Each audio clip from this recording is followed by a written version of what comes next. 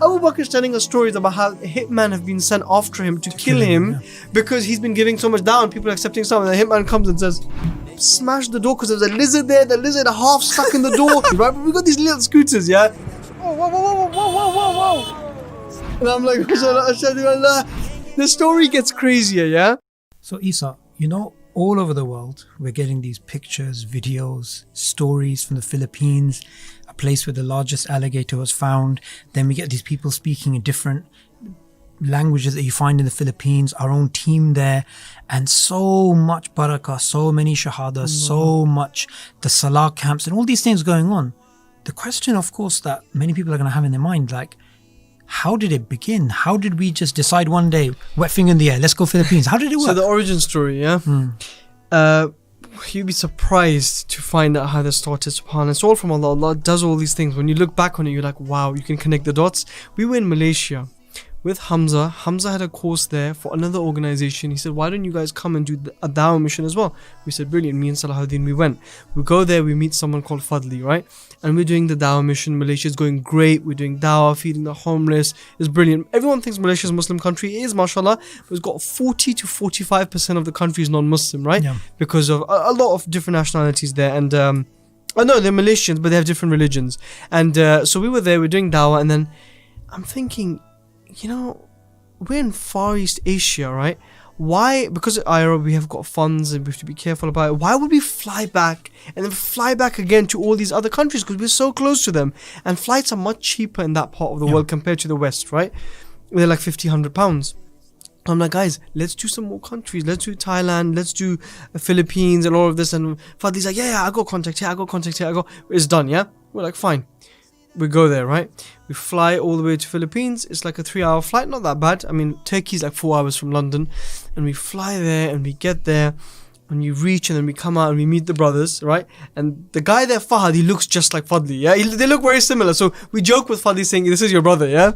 And they pick us up and then the hotel is like 15 minutes away. We're like, fine. We're tired because we've been flying. And we get in the car, all of us, and we're ready to go. And then we're in the car for about 2 hours, yeah? Because of the traffic. The cars don't move in that country because it's so overpopulated. I'm having flashbacks of Bangladesh, yeah? Overpopulated, traffic, it's just bustling, hot. I'm like, oh my god. After like about 2 hours, we get to the hotel. We go to our room and we go to the hotel, rest and everything. And the next day we got dawah training. This dawah training has been arranged in about 3 days, okay? And you've done dawah trainings, you know how it is. So the next day we all get up again, stuck in traffic. So if anything is 20 minutes, you need to be ready 2.5 hours before, okay? So I'm about to go and we're about to go. And then I get close to the venue. And then I forget that we left something at the hotel. Oh, there was a mistake. So it takes an hour and a half to like go back to the same 15-minute distance and then go back. And bro, it's crazy. But anyways, finally, Salahuddin's already training. We reach, because we're not training. Me and Melo are doing like the filming and stuff. And we reach there, bro. And I look inside and I'm like, what is going on here? Brothers and sisters, we have over 150 people here from all over the Philippines who have come for this dawah training. Just this table here, live like a 2 days drive away from here. So they caught a flight and we brought them in, alhamdulillah.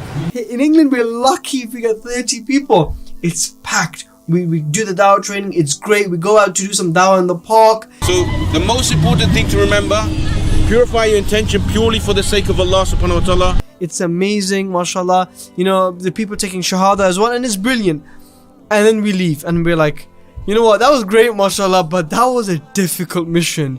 It's so much traffic, it's hot, and even the food, like, it's not palatable for us. We're not used to that kind of food, yeah? It has a strange smell, we're not used to it, yeah? We leave Philippines, yeah? And we're like, yeah, it was a great country, but we really don't want to go back again. Inshallah we will, but it's not like, it's difficult, it's a tough country. So we're like, fine. We come back to England, everything's fine. None of this crazy, these shahadas and stuff happens. We're in Philippines, Fadli has come because he's doing something else, like a tour or something, but he's in the IRA office. And he's like, Hamza, I've planned an island trip in Philippines. We're going to different islands to give dawah. Because Philippines is made of islands. So everyone thinks, oh, holidays and stuff. No, it's made in islands because there's so much ocean. You have to travel. You can't like drive to Birmingham from London. You have to like cross the ocean and go on boats and ferries and stuff. So he's like, I'm going to do some different islands with the brothers. And I'm like, oh man. I really, but I'm like, you know what, Hamza, why don't we do this for our next fundraising campaign, right? Show people the work. And Hamza's like, yeah, sure, why not? And I'm like, okay, Fadli, let's do it, inshallah, right? And then we go again. But this time, last time we went to Manila, it's called Metro Manila. That's the popular city. This time we go to Cebu and other places, right? And that traffic isn't there. And then we're like, fine. And then we start going around and stuff. And then we meet somebody called Abu Bakr. Oh yeah. Why are you saying, oh yeah? You know what I mean? No, he's a legend. Bro, we meet this brother called Abu Bakr, right? We travel to his place. He picks us up in Cebu, yeah? Cebu is the main city. And we go to the hotel and everything, and we relax. And then we get ready. We start planning, inshallah. We have our meetings and stuff. And then we go to where Abu Bakr stays. You have to go 3 hours, and then you have to stay in a hotel there close by, near his community, and these are the worst of the worst hotels. Everything smells. It's very difficult for you to identify the smell, but in here it really stinks. It's just the smell from here. The stains everywhere. Bro, almost these are like broken down, finished hotels. Like I've had the hotel with like I had to smash the door because there's a lizard there. The lizard half stuck in the door. There's no water. There's no toilet paper. Bro, when we go to the hotel, they're not expecting us. Even though we booked it online, they're not even checking their booking.com, yeah, because no one goes to the hotel. When we're trying to find the owners, we're like, where are they? We go, we're hearing this music coming from a room, and I'm like, what is that, man? It's all like a movie, yeah? We go in, bro, there's a DJ disco karaoke going on, and they're like dancing in there, and we're like, excuse me, and they're like, oh, and bro, and then they come out, they're like, oh, you guys are guests, yeah? They don't even expect any people to stay at this hotel. We're like, yeah. And then they start cleaning our rooms, giving us like keys. We're like, subhanallah. Anyways, we stay at the hotel, and this was a wake-up call for me, yeah? For us, it's tough. The water isn't warm. There's no toilet roll, okay? There's a lizard half stuck, and it's alive the whole night. I wake up at 4, that lizard is still like moving, but it's half crushed on the door. I don't even know what to do. I'm like, fine. Inshallah, it'll be okay, yeah? We weather the storm, me, Salah, we were all like, yes, we did it, alhamdulillah, yeah? We go down, we're praying Fajr now on the grass, and there's the Filipino brothers here as well. And the Sheikh, the Hafiz, he's one of the key guys on the team, he turns around, he says to the brothers, yesterday was such a struggle, the 3-hour drive, getting here and everything, but look, after hardship comes ease, look where we are, look at this hotel. And we're like looking at each other thinking, this is a nightmare for us, but look at their mindset, mashallah, yeah? So positive. And that's how they're thinking. But anyways, that happens. And then we go to Abu Bakr, right? And Abu Bakr basically has like a village. Yeah. And it's called Cebu Medina Community. And I'm like, what is Cebu Medina Community, yeah? Bro, he's got a village of new Muslims. Allahu Akbar. He said there's only like 2 people here who are born Muslims. Rest are all new Muslims. Him, his wife, his kids. He's built a masjid there from his family back in Canada who was sending donations. Abu Bakr doesn't have a lot of money, yeah? They built a whole big masjid, yeah? It's still not painted and stuff, but they're making it work. And there's like kids there, and they've got like rickshaws that they sponsor, so they can ride the rickshaw, they can earn money and do dawah, sustainable projects. They've got livestock. I'm like, what is going on? It's like community rules. They all gather together in one places.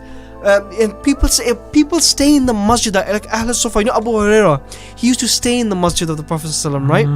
And these are some of the people who they didn't have too much money, and they would stay there, bro. They were following these principles in the middle of the Philippines. And I'm like, what is this guy? Abu Bakr also was an engineer. He used his skill to build a radio station, like from whatever he could find, broadcast to the local villages, bro. Today, he's at 4,000 shahadas from that radio station, bro. And I'm like, the world doesn't know about these people. They don't know that these exist. And this is one of the reasons we're doing this podcast and these videos, so people learn, right? So we see Abu Bakr, but this is not, the story gets crazier, yeah? Abu Bakr is telling us stories about how hitmen have been sent after him to kill him because he's been giving so much down. People are accepting some, and the hitman comes and says, "You're not as bad as they said. You're helping people. Why should I kill you?" Yeah, and subhanallah, this is the kind of story. Yeah, but Allah will protect these people. Yeah. And then we go on a ferry and we go to this island, yeah? And there's a close by island. He's like, we need to give dawah here. We get there, and then basically we're like, to get in there, because we just came in a ferry, they're like, okay, we need to get to those villages. So they give us scooters, right? So they're only like £5 for a scooter or something, yeah? So we all get on the scooters, and it looks like a team of like, I remember that. Okay, we haven't got Harley Davidsons, right? But we got these little scooters, yeah? Oh, whoa. and one brother's falling and cutting up his thing, but we all make it, yeah? And then we get to this first village. Okay, and this is like the first time I'm also experiencing something like this. We get to this village and we start giving dawah, and Abu Bakr's giving dawah, and he's got his screen, he's got his team around him. We're giving dawah, bro, and there's like 200 something people there. We're like, brilliant, we're gonna give them dawah. Melo, make sure you capture us spreading the message. Our job is to convey the call. Alhamdulillah, job done. Nobody will force anyone. If you believe the truth is between you and God. You know, what we eating after this, we can't have Filipino food, guys, because we're not used to this fish that you guys have, and that's how we're thinking. We're like, we're gonna do dawah, and then we're gonna wrap up the day, no problem. But then, bro, we gave them dawah, and then Abu Bakr's like, okay, who wants to accept Islam? And 200 people accept Islam, and we're like, okay, mashallah, ashhadu, we're saying it with them. Abu Bakr's like, Isa, come, please do it, yeah? And I'm like, mashallah, ashhadu Allah. And they're all taking shahada, bro. Akbar. Then they pull out the hijabs, yeah? And they're giving out hijabs to the sisters, yeah? And they're all wearing the hijab, and they're telling them, we're showing them how to pray salah. And I'm like, what is going on? And they're like, this is normal for Philippines. And I'm like, okay, how is this normal? Turns out Philippines was a Muslim country. Like Malaysia and all these countries, they were Muslims. Then King Philip came and the Spanish came. Philippines is the only Christian country in the Far East. The only country in the Far East that's a Christian country.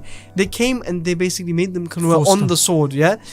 So when you tell them you were Muslim, they all know they were Muslims, right? So they kind of have that in the back of their head. Then you show them the Trinity and how it doesn't make sense. Bro, that's like just the formula for the Shahada, yeah? Instantly you break it down for them, and then basically you tell them, and they take Shahada, yeah? And then, bro, like you look at Abu Bakr, he took Shahada, look what he's built now, yeah? So they're long-lasting Shahadas as well, mashallah, and you have to do your follow-up. And bro, that's how Philippines started. And today, we have 10 full-time staff flagship. We hired Abu Bakr. Flagship, Abu Bakr is hired, bro. You know, we've done missions with him again and again, and I'll go into those stories if people want to hear them, inshallah. There's so much more, but this was the initial flagship mission. And then, so remember the first trip where it's like traffic, we don't know what's going on. It's so difficult because you think, what's the practicality of dawah in this country? If we're sitting in traffic for 4 or 5 hours, it'd be difficult. But then we see this and we're like, whoa. So this all started from that Malaysia mission, subhanAllah. But it was absolutely incredible. And now people see the videos. Now in Philippines, we're going through so many different levels. And even the plans for next year that we were talking about. Plans for next year, bro. It's going to be a complete different beast. And you know, it just shows you fundamentally that Allah knows His people. SubhanAllah. We've got big plans ahead for next year, inshallah. Yeah, inshallah. It's going to be incredible. 10x. Inshallah.